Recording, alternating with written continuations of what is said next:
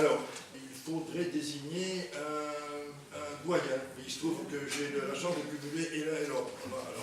Alors, je serai à la fois le maire ancien et le président actuel. Voilà, alors souffrez de m'avoir jusqu'au bout.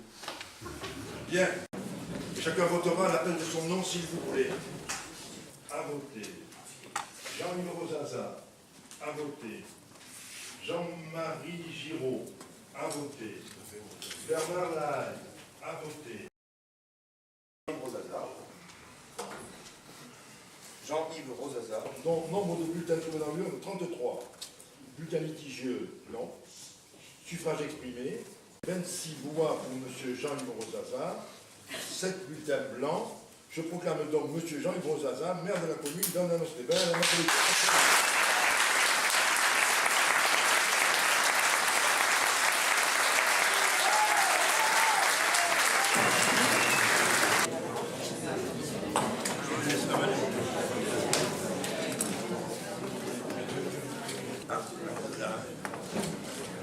Alors,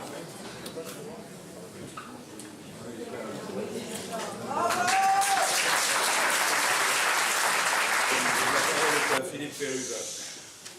je souhaiterais, au nom de mes collègues de la liste Andanos tout simplement, apporter quelques commentaires qui préciseront notre attitude tout au long du mandat qui s'ouvre.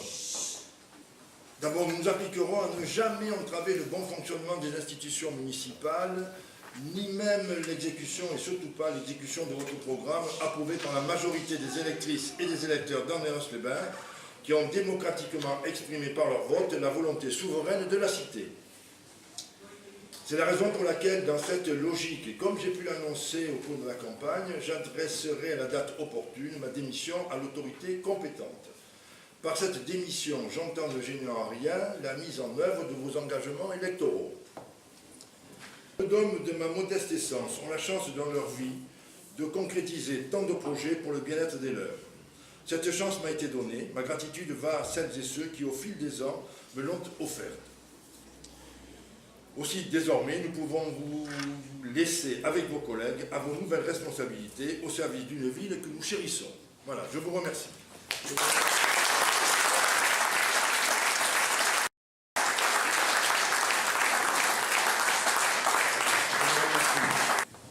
Monsieur le maire, maintenant, il est protocolaire que je fasse un discours. Mes chers collègues, je vous remercie de la confiance que vous venez de m'accorder en me portant à la fonction de maire de notre ville.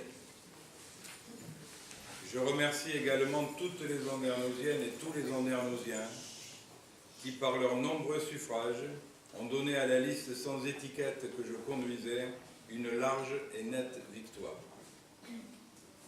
Je me réjouis surtout de la forte participation à ce scrutin, 75%,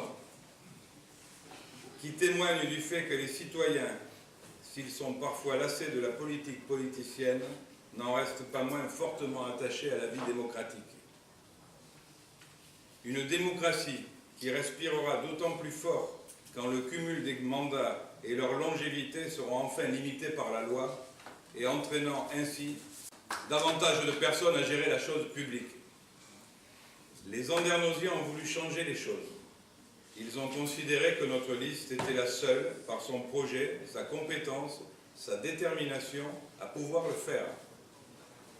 Ils ont su percevoir la clarté de nos propositions et la fermeté de notre ligne de conduite, notamment quand, entre les deux tours, nous n'avons accepté ni alliance ni compromission. Nous avons proposé un projet ambitieux et réaliste.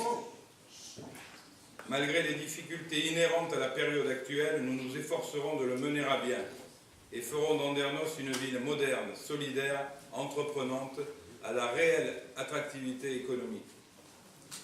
Nous veillerons à préserver son territoire, son cadre de vie et son identité. Nous placerons toujours l'homme au centre de toutes nos décisions et doterons la ville des équipements indispensables qui lui font défaut. Nous améliorerons le quotidien des habitants. Avec les services municipaux, nous travaillerons en équipe dans la proximité et la simplicité, à la recherche permanente de la plus grande efficacité. Nous respecterons les droits de l'opposition. À l'heure où je deviens le nouveau maire de tous les Andernosiens, succédant à tant d'élus qui ont fait d'Andernos ce qu'elle est devenue, succédant à Philippe Péruza que je salue ici à nouveau, je veux redire devant vous, mes chers collègues, que je me battrai de toutes mes forces pour ma ville, notre ville, sans compromission, en homme libre, en démocrate. Seul l'intérêt général m'importe. Seul l'avenir et le devoir de bien transmettre notre cité aux générations futures guident mes pas. Au cours de la campagne électorale, je ne me suis pas permis d'évoquer sa mémoire, mais en ce moment précis, chacun sait que j'ai une pensée, une pure pensée, une pensée sereine pour Jacques Rosaza, mon père. Mes chers collègues,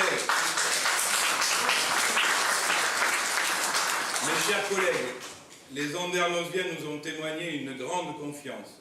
Ils attendent beaucoup de nous, le travail nous attend. Vive la démocratie, vive Andernos.